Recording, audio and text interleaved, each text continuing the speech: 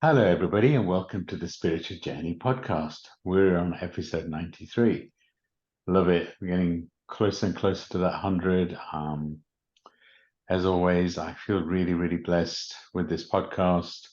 The messages that we receive every week is really, really, truly is a blessing. So, just want to say thank you for all the listeners. Thank you for I know there's a lot of people that listen as soon as we release the episode on a Monday morning. So thank you. Really do appreciate it. When I started this podcast, really just wanted to reach people. So our objective for this podcast is just to share whatever knowledge we have and just to get the message out there. So feeling very, very, very blessed. Um, we're getting more guests on the podcast. I release a Akashic message every month, so it really is getting a lot of traction. So thank you. Have to start the podcast by introducing my beautiful co-host, the stunning, the healer extraordinaire, the beautiful, and now published author, Stacey Brown. Stacey, over to you. Do you want to introduce yourself? Hi, friends. Really excited to be with you again. My name is Stacy. I'm an intuitive. I do readings for people around the world. I'm an Akashic record reader. I am a spiritual mentor and coach and love this podcast. It's absolutely a passion project. And along with that, I did recently publish my first book, Journey to Soul Center Discovering the Gift of Surrender. It's available on Amazon and Audible. Thank you, Stace. And hi, everybody. I'm Nims. Um, I created this podcast, a podcast creator, podcast host, as well as an Akashic record reader, Akashic trainer, and a spiritual mentor and coach. And yeah, this episode is going to be all about return to love and breaking free from fear. But before we go into that, I love the work that we do, Stace. The Akashic records have changed my life. Um, the mentorship program that I mentioned, it was channeled through the records. So I feel really blessed with all the souls that we're guiding, all the souls that we get to guide on the mentorship program and everything. And I know that I just want to start by saying we have a promotion on everything that we do. I feel blessed that I get to do what I do on a day-to-day basis and really connect with souls and guiding them. So we decided to have a promotion which has been running for a couple of weeks now and it finishes in a couple of weeks, where we give 20% off everything we do. That includes Akashic record, getting a reading. That includes Akashic training. That includes our mentorship program, which is a 12-week program that goes deep on really who you are. Um, so yeah, everything we do, whether you want to book a reading, everything's available on both our websites. You can find the details on the show notes. Reach out to us. Mentorship is something that interests you. You can book a free discovery call. Perfect, beautiful time to work with us. And Stacey, anything you want to add before we jump into the topic? No, I'm just really excited about all the people that we're helping, and I'm looking forward to pouring into more people. Beautiful. And I'm looking forward to diving deep into this topic too, returning to love and breaking free from fear. I really feel that's like a kind of encapsulates what we're trying to do on this human journey, right? Is really return to love.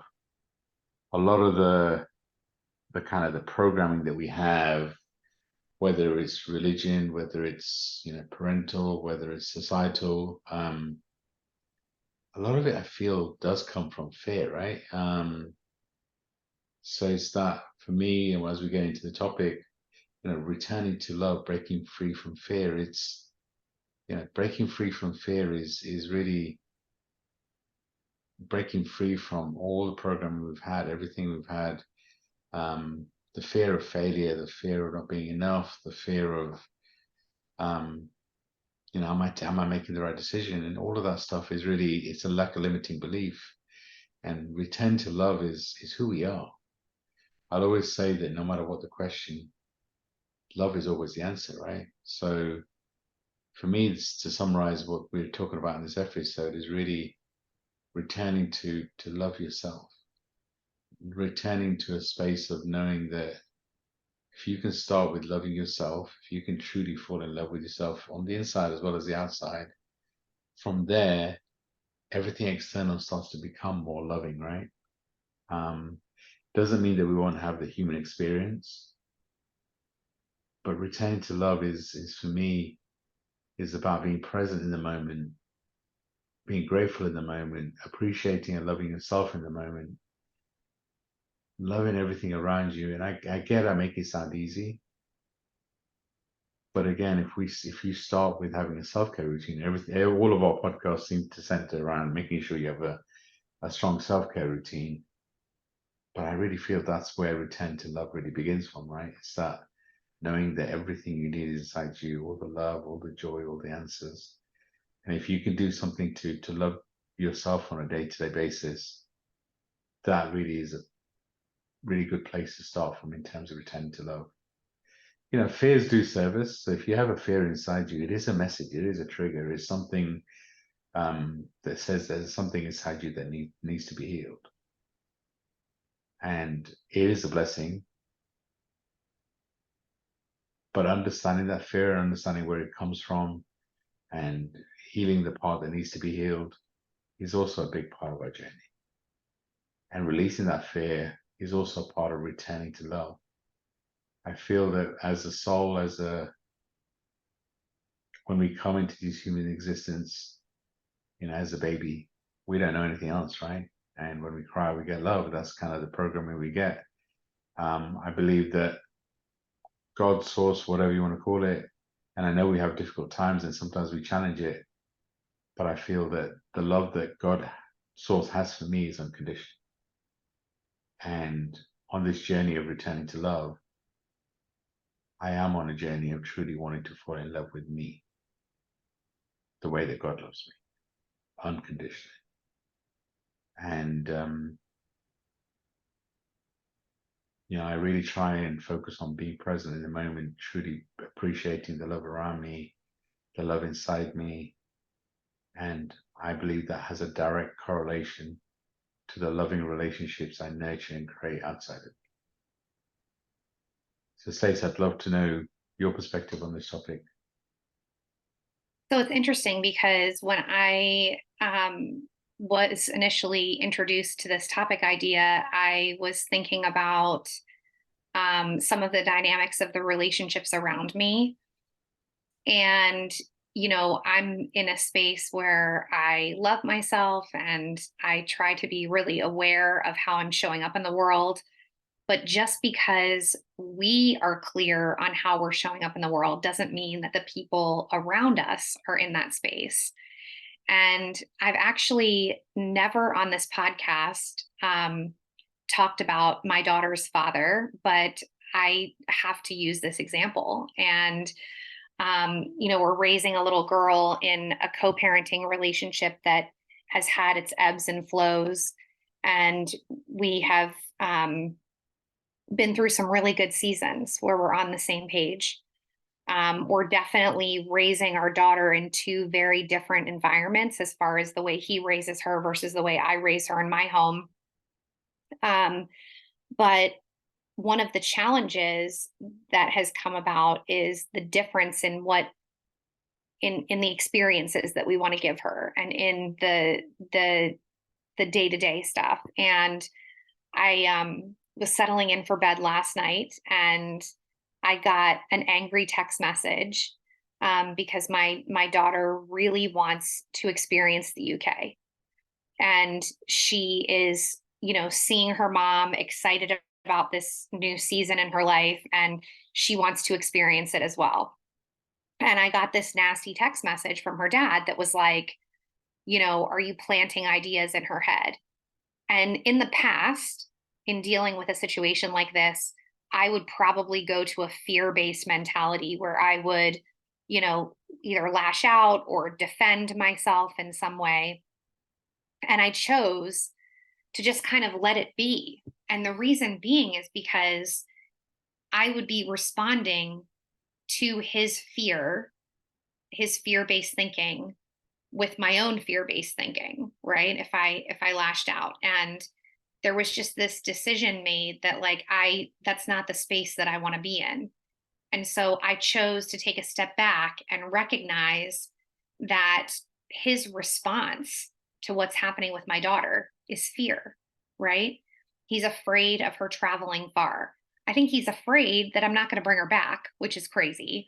But I think there's these irrational fears that get heightened and then they're sent in a text message. And the reason why I'm bringing this up is because how often has that happened to any of us where we get a text message from someone that maybe isn't in the same loving space that we are in, right? And we get the message that is sent to us in fear of some kind, and we immediately knee jerk respond to that fear with fear.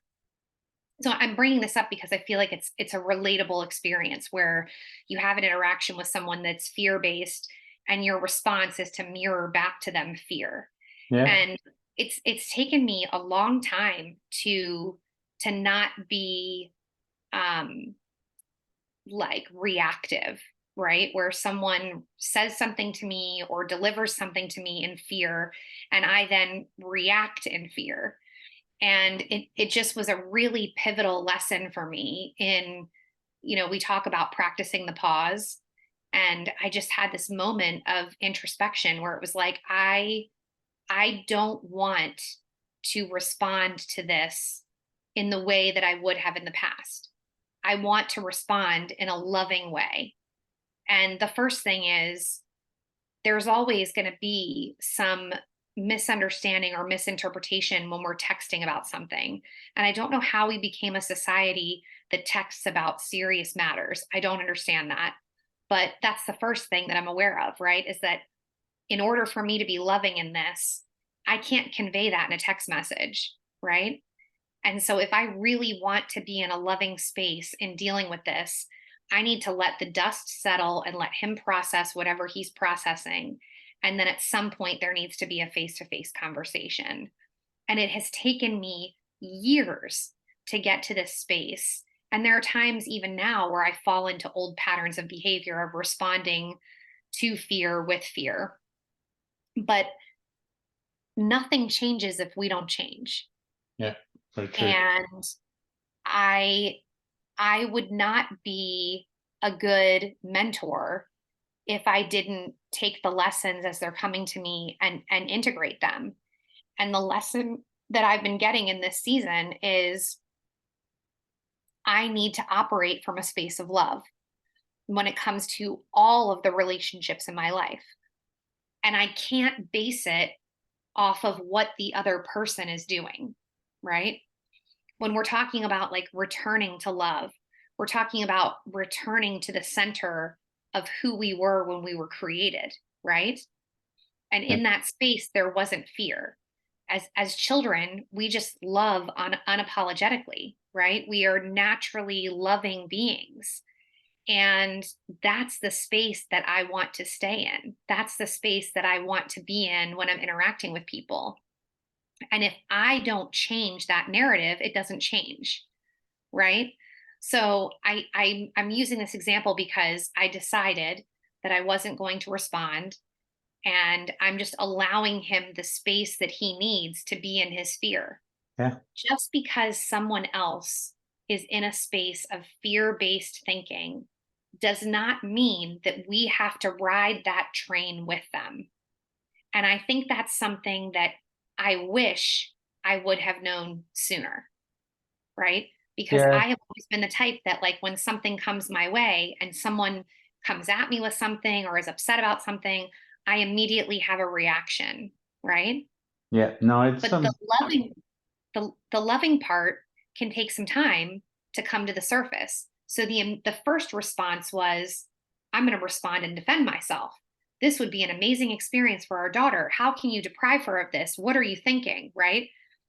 But when I shift away from that and I give myself the space to process it, I'm very aware that he's got to come to that realization on his own. That's not a place that I can take him to, but I can give him the space to figure it out by not engaging and continuing the fear-based thinking. And I think that's where the power lies, is that we have a choice, not just in how we feel inside about ourselves and what we're putting out there, but in our interactions with other people. Yeah, very true. Very true. I mean, you made some really good points there in terms of, you know, I guess in summary, we can't always choose what happens to us, but we get to choose how we respond to what happens to us.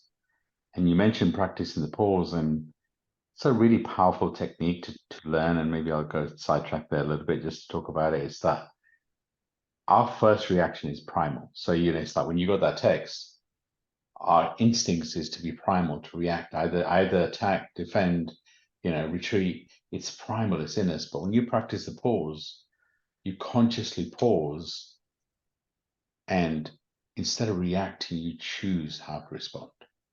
So that's the difference. Instead of reacting, you respond. And when you respond, you get to respond from a space of love. And you know, Stace, just to give some more context to the example that you gave, if people haven't listened to the earlier episodes, is, you know, Stacey spent a lot of time in the UK over the past 18 months or so, you know, kind of on the stuff that we're working on, but she's now also, her partner's based in the UK, so she's got to experience a new existence, a new way of being. So that's opened her up to a whole new list of things. And obviously you want your daughter to experience that. But your daughter's father, you know, he's lived all his life from where you live, right? So his programming and his frame of reference is all based on, you know, kind of hardly traveling and being in that location. There's no right or wrong, but it is programming, right? It's like, you know, it's like, so sometimes when you're in conflict with somebody, it's understanding where the other person's coming from does help too, give it context. And, you know, your daughter's on one side seen you changed and become this healer that you are, and seeing how much the impact is. Of course, she wants to experience what you're experiencing, but in his head, he's not experienced it either, so he doesn't. And it's not a logical reaction.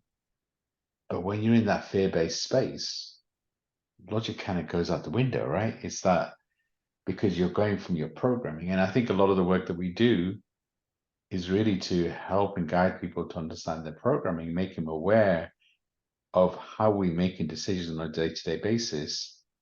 And with that awareness, you can do something different.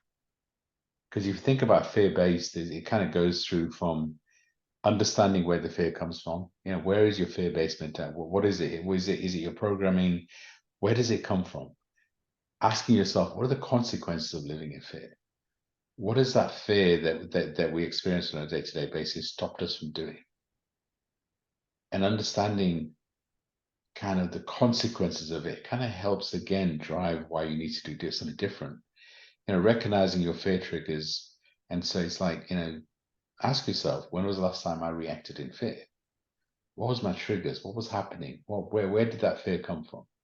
Really asking yourself these sort of questions helps you to understand where the fear comes from. And then switching to a love-based thinking is really, again, understanding, how do you feel about that love? How do you feel about yourself? What can you practice the pause and understand where the other person is coming from and change your approach? And really kind of understanding and asking yourself and journaling about it, understanding your fears, understanding what love means to you, having a strong self-care routine takes you on a journey to truly start to fall in love with yourself. And we've done a few episodes around this over the last couple of months on kind of overcoming fear and understanding your fear. And I feel this is like a continuation of that conversation, where really it's about understanding your programming, choosing how you're responding, and understanding, what does coming from a loving space mean to you? And really asking yourself the question, do you love yourself? Because I'll always say things like, everything in your external world is a result of something in your internal world, which means that when you're getting somebody reacting that way, then the question is, okay, what do I need to change inside me? Is there something inside me that needs healing? Because I really believe the universe always gives us signals, always wants to send us messages. So, you know, it's one of these topics which starts you on a journey to really understand who you are. I mean, I know there's a, my journey, and I've lost both my parents at they were a relatively young age. My mentor, who she only passed away when she was 38 years old. So I've thought about my fear, and what are my fears, and obviously I've worked on it, and I did for a while. I wasn't there when mom passed away. I wasn't there when dad passed away, and I wasn't there when my mentor passed away. So there was a part of me, um, not of me dying, but I had a fear of loved ones, maybe not just dying, but also leaving me, because I had so many examples of that happening. But with the spiritual work that I've done and recognizing what happens to the soul and knowing that I only have control on what I do. I can only control this moment, who I am, and I can't control what other people do and whether they come and whether they go. And I've really worked on trusting my journey and understanding whatever's coming next is meant to come next. And, people come and go, including if they leave this realm. That's part of the soul's journey. I don't know if I've ever been scared of me dying, and I don't remember if I have, maybe when I was younger. But I started to understand the fear of other people leaving my world in that way. And I've really worked on, ultimately, like I said, people are on the soul journey. People are on the soul having a human experience. And there's a level of acceptance, knowing that a big part of it, knowing that the only person you can truly control is yourself. And if you can truly come from a love-based thinking, a love-based response, there's a lot of power in that. And that allows you to find that peace within you. Because it's like when you find that peace within you, people will recognize it. People will feel the zen in you, feel the energy in you, feel the love in you. And, our aura, our energy is healing. But like I said at the beginning, as we started understanding your fears, is a big part of moving to a more loving space. Because as humans, we have two basic human needs. And, Tony Robbins talks about it a lot, but it's that our two basic human needs are our need for love and the need to avoid pain. But actually, our need to avoid pain is in many ways so much stronger as a primal need than our need for love. So understanding that need to avoid pain, that fear-based, and kind of almost having a conversation with yourself and really understanding it and letting it go, because you can only control how you respond, allows you to really focus on your need for love. Then your need for love is, you've got to ask yourself the question, am I looking outside for love? Am I looking for somebody to love me to complete me? Or am I looking inside for love? Because everything you need is inside you, right? And it's that all the love you receive outside complements you, doesn't complete you. And I make this sound easy. It's never, right? It's never easy. We all go on a journey of sometimes looking outside for things, but it's that reminding yourself to make sure you spend time loving yourself, looking inside for your answers. And really, like I said, the universe is always giving us lessons. So when something happens to you that you're triggered, really asking yourself a question, how is it serving me? What is the lesson here? So moving from, you know, reacting to responding, I feel is the basis for a lot of what we're talking about. So Stacey, I've just gone off a lot of tangent, and wanted to give context on your story, just in case people haven't heard the previous episodes. But what would your advice be as people on this journey to truly kind of return into love? Well, so it's interesting because I've had a few clients recently who are in like contentious relationships, right? Where their partner is either a narcissist or um, is disconnected from their needs and they're not working in a loving partnership. And, I was kind of like hashing out like what that looks like. And it's interesting because I think a lot of us in today's society go to a place of, if the relationship isn't working, loving, what you want it to be, the answer is divorce. And it's funny because, that's the step that ended up happening in my life not that long ago. But that's not actually what I advise people to do when they're in an unhealthy relationship. And just follow me on this. You can divorce someone and say, okay, I'm done with this relationship. But if you have children, you still have to work together with that partner in some way. So when I'm working with people, I actually don't come from a space of, okay, be done with the relationship, like just get this person out of your life. I actually come from the space of, let's start with you and how you're showing up in the world and how you're loving yourself. Because the thing is, it's an inside job.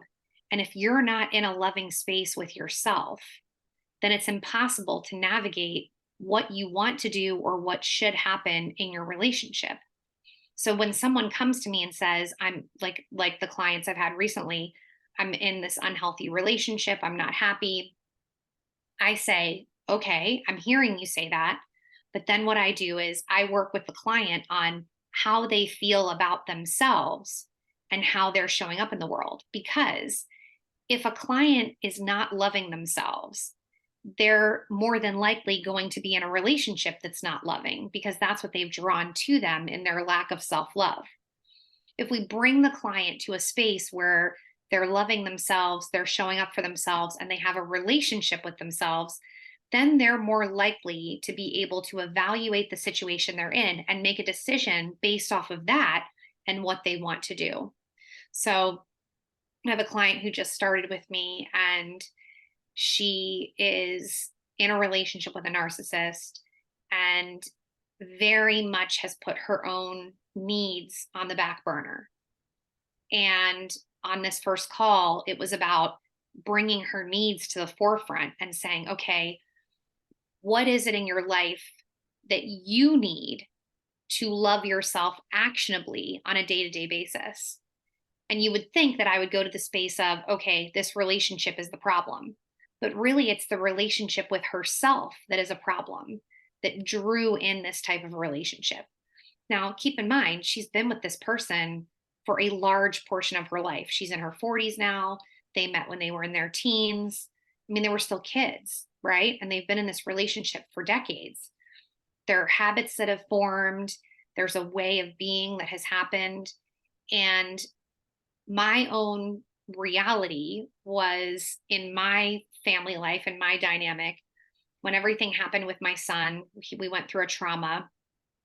I completely forgot that I had control of myself and I was trying to control everyone around me. And I'm finding just in the early stages with this client, same kind of thing. She's trying to control her environment and how she is with her husband and how she is with her kids and how she is with her job. And yet she hasn't turned inward to recognize the one thing she has control of is herself. And so the first thing we're going to do and target in her program is forming a deeper connection with herself and a more loving vibration in the relationship and how she feels for herself. Because once we do that, it has a ripple effect on every area of our life. And I think about myself, right? I spent a large portion of my life not knowing how to love myself. And the Stacy that didn't love herself is the one that married my daughter's father, who also doesn't love himself, right? And now in this season, where I love myself and I'm showing up for myself and I've formed a relationship with myself, the way that I approach the dynamic with him is very different.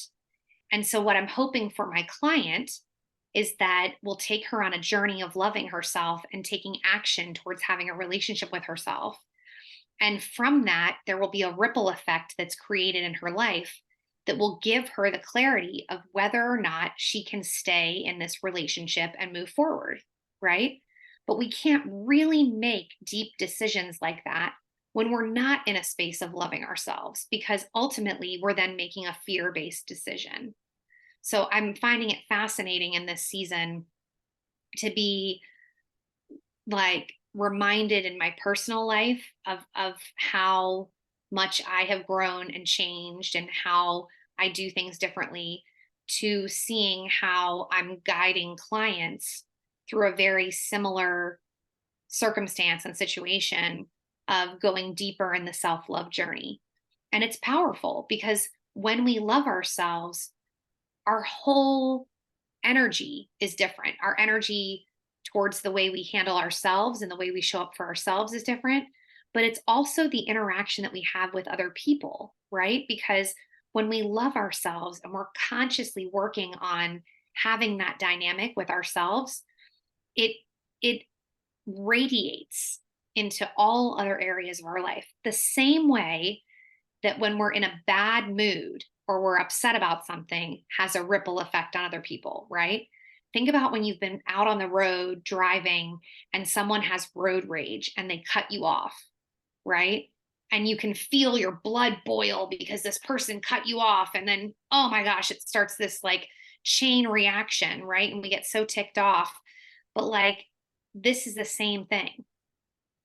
When we are conscious of how we feel about ourselves and we are actively pursuing a loving relationship with ourselves, it allows us the clarity to have more loving relationships surrounding us. And so, whether it's a current partner or a past partner, our approach with them is totally different when we're coming from a space of love. Very true. And the other thing, I guess, if we move on to kind of the soul contract perspective, is the people in our lives are there to teach us something. They're there to expand us in some kind of way. And in some way, maybe they're guiding us to return to love. So it's that, Stacey, the example you give of, the first thing we want to do is if something's not working, we want to cut that part of our life out of the way and, kind of free ourselves up from that energy. And sometimes that is the answer. Um, but unless you heal that part of you that attracted that pain into your life or that relationship into your life, what's stopping you from attracting the same thing, right? So it's a powerful thing you shared in terms of really kind of going deep on what's causing you the pain and accepting that you've been part of it. And if you have manifested a relationship that's not working, then in some way, shape, or form, you have manifested that. So what is it teaching you? And what does the soul contract look like? A soul contract looks like, I want to experience this in this lifetime, and it could be pain, it could be heartbreak, it could be love, it could be unconditional love, and you attract another soul to help you experience that. And once you've integrated the lesson, so maybe the lesson is moving from a fear-based approach to a love-based approach. And if that's what your lesson is in this lifetime, then you may attract somebody that you attract with from a fear-based perspective. But actually understanding and then asking yourself some of the questions that we've raised on this podcast allows you to understand that fear, release that fear, and then really try and start falling in love with yourself and realize everything you need is inside you, and you start to fall in love with you. Then maybe that relationship, if it can't move to a love based, just naturally dissolves in whatever way it's meant to, right? But it's like, I guess in summary, everything, if you're trying to move to a love based approach, your answer always starts with falling in love with you. And I'm sure we've all done it, right? I mean, I've attracted relationships where early in my life where I know I was trying to so-called complete me. It's like once I'm in this relationship, I'll be happy. And over time, you do realize that actually, if you are not, if you don't love yourself, then how can you expect someone else to love you? And that's where it always has to begin. And it's that, you know, really looking at the people in your lives and maybe asking yourself, I mean, I'll always say that people come into your life either for a reason, season, or life. So some people are just in your life for a season. They just come and go. They're with you. They're maybe not here to teach you something major, but other people come in for a reason and understanding what that reason is. And so just looking at your relationship, say, okay, how is this person expanding me? What is this person here to teach me? And maybe this person here is you attracted from a fear based.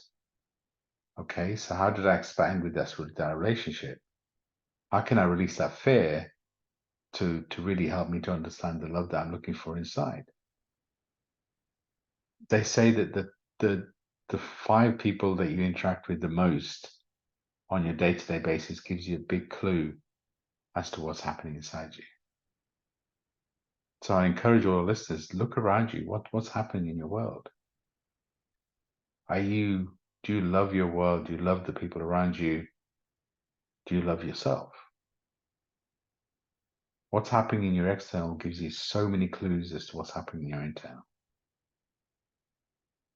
And so often we, as you said, we want to fix ourselves. But then what if we don't need fixing, right? What if we're exactly where we're meant to be on this human journey?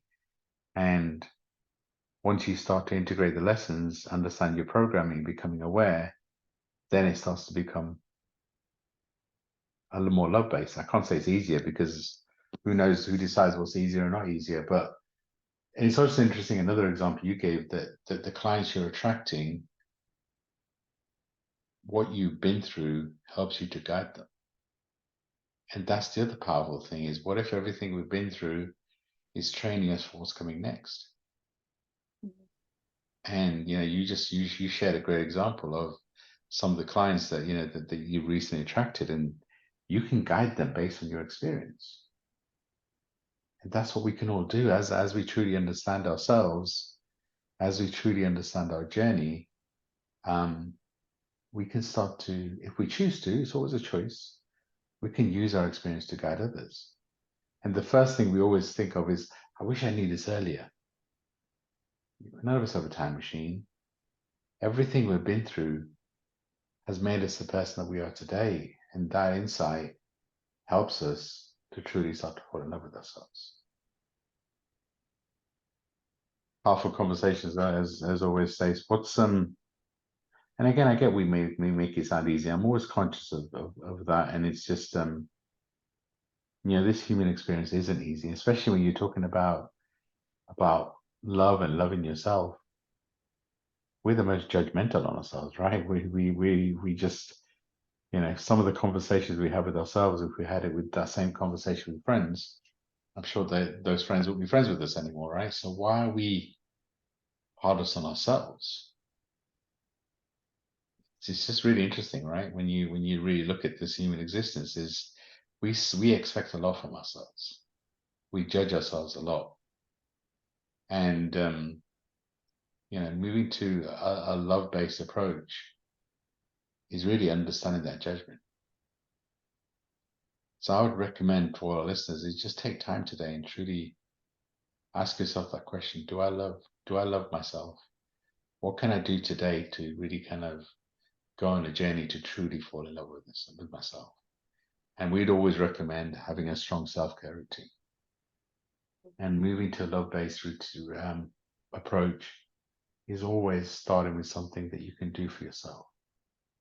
And that self-care routine has to include some kind of movement, because as humans we're meant to move, right? We're not meant to just be stuck in the same place. So some kind of movement, some kind of meditation, some kind of connection to source, whatever that looks like.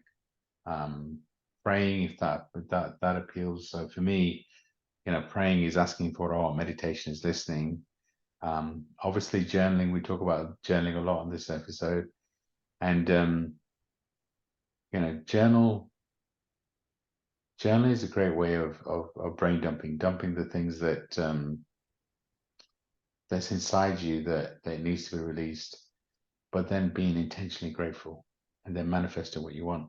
And just as a side note, if you go to Stacey's website, the links will be in the show notes, and you register there with your email address. She has a great journey technique, and you'll get a PDF with what that journey technique is. It's life changing. So, and actually, if you go to my website and register, you get a free meditation. So there's a lot of resources out there that helps you to connect with you. And journaling is always a good thing to do to really release what's happening and understand what's happening inside you. So, Stace, what would your advice be to someone who's struggling to move from a fear-based to a love-based? What would you I mean, advise? I think the first thing is getting in touch with yourself. And, we talked about practicing the pause earlier. I think when you're in a space where you're not sure if your thinking is love or fear based, I think it's really important to be introspective.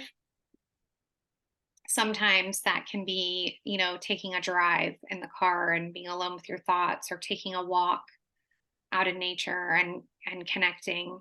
But I think there needs to be space to process what we're going through. And I think very often in life, we react. We react to what's happening around us instead of taking the time to really think about how we want to respond. And when we give ourselves the space to look inward and kind of evaluate, that's where the clarity comes from, right? And so often I think about like how I was as a parent when my older kids were young, and so much of how I parented was reactive to what was going on around me, and like survival mode. And I I don't think that that is conscious parenting the way I know it now. It was like everything that I did was just reacting to whatever scenario I was in that I needed to somehow figure out and solve. And a lot of that came from like being a single mom and trying to navigate so much on my own. And, um, I have a big age gap between child number 3 and child number 4. And I find that the way that I'm parenting her is very, very different than the way that I parented the older 3. Some of it's experience, some of it's age, but a lot of it is the fact that I come from a more loving space now than ever before, that I've really worked on having a connection with myself and with my higher power. And instead of reacting to everything that happens as it happens, I really incorporate that pause into everything that I do, whether it's responding to something that's happened with my daughter at school, whether it's interacting with another parent, like whatever it is that is involved in this process of parenting. I've just become so much more intentional. And so I would encourage our listeners to really take the time to think through and feel through what it is that's happening around you before you respond or react to it. And allowing yourself that space to say, am I coming from a loving space or am I coming from a fear based space? Because the answer is usually there pretty quickly, right? If we've got anger, if we've got fear, if we've got hurt, if we've got pain, all of that is falling under the non love category, right? We're coming from a loving space. There's compassion, there's understanding, there's patience, there's introspection, there's clarity. And so the vibration of the two feels very different. And so if we're in a space of fear based thinking, then we're probably going to feel like a knee jerk, I have to respond to this right now. And I'm right and this person is wrong, or I'm angry, or I'm hurting, or I'm upset, or I'm tired, right? Or I'm hungry. I mean, all of those things fall under a fear-based response to whatever's happening around us. And so I really do feel that when we go from a space of I think to I feel, we're also provided with a lot of clarity, right? Yeah, no, So I would say to our listeners, really taking the time to ask yourself the harder questions is important in how you interact with others and how you respond to the world around you. And when we take the time, right? Like I guarantee you, we're going to get real personal here. I guarantee you, if my daughter's father had taken till today to message me about the interaction he had with my daughter about her going to the UK, etc., he probably would have handled things differently. But in the heat of the moment, afraid for his daughter to go to another part of the world, and in the anger of wanting to defend himself, fired off that text message. I'm sure if there had been some thought about what he was saying and what he was feeling, the text message would have been totally different. And I just, asking our listener, like, have you been in a space where you've been upset and fired off that text message? Because I'm we've sure all been there. yeah, we've all been there. I'm We've sure. all been there, right? Where we've in the moment, knee jerk, sent that text message that if we look back at it and we had allowed ourselves some time to process and come from a loving space, then our text message would have been a lot different, right? Yeah, no, 100%. And I guess practicing the pause, and what is that? Going back to previous experience is a great thing to do, but also just watch yourself over the next few days and just what does practice the pause look like? It is if somebody perceptively attacks you via text, via direct, via whatever, just breathe. Take a few breaths in and just, how do you really feel about that? Stacey, you gave a great example. You chose not to respond. We don't always need to react straight away. If we receive a message, what's happened to us recently where we feel like we've got to react straight away? Oh my God, if we don't respond to a text message within a couple of minutes, oh, why don't we breathe? Why don't we let the other person calm down? Why don't we calm down? And that's maybe the simplest recommendation we can give from this podcast is to breathe. Take a moment and just breathe. And the other thing I always recommend is spend time with you. Spend time with yourself, whether it's in silence. And I get we all lead busy lives. There's a lot going on, and sometimes it's hard to find time for ourselves, right? But finding 5 minutes just to be in silence and be present with yourself, understanding how you really feel. And it's difficult sometimes, right? Because stuff comes up. But really asking yourself, how do you feel about you is a big start to truly fall in love with you. The one recommendation actually I haven't mentioned is mirror work. I think I mentioned it in an episode a couple of weeks ago, and that is what mirror work does. It helps you to fall in love with you from the inside because they say your eyes are windows to the soul. So what mirror work does is allows you to connect and fall in love with you from the inside. And what I mean by mirror work is looking at yourself in the mirror through your eyes. Connect when you look at the mirror, connect with through your eyes, connect with you on the inside. Feel you on the inside. And it takes it may take a minute to the first and just feel that connection. And then just say whatever comes to mind, whether it's I love you, whether I normally recommend I appreciate you, I thank you, and I love you. Powerful technique to build that muscle to truly love yourself from the inside. And it is moving to a love based. It is an interesting journey, right? It is it's not as black and white as okay, you know what? Today I've decided to move to a love based approach. It takes work, and you're going to go up and down. There's going to be things that happen to you that you don't want to react, but maybe you sometimes do. Be kind to yourself. Learn from what you've done, and maybe do something different next time. None of us have a time machine. Well, I haven't anyway, so I can't go back on some of the things I've done. But I can consciously choose what I'm going to do moving forward.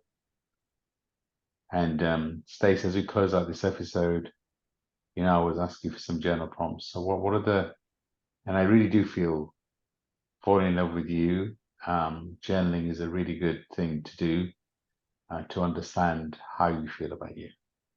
But as we think about the journal prompts and close out this episode, what would your recommended journal prompts be? Well, I would just ponder some of the interactions that you've had with people lately and ask yourself, you know, how have I responded to those things? Am I responding in fear or am I responding in love? Because I think it's important to first evaluate your interactions with other people because it's going to tell you a lot about the space that you're coming from. If you have a lot of stress and contention around you, probably a sign that you're not operating in a space of love, right? So I think it's about just taking a closer look at the interactions of people that you've had recently and saying, have those interactions been love based or fear based? And then once you know that, ask yourself why, right?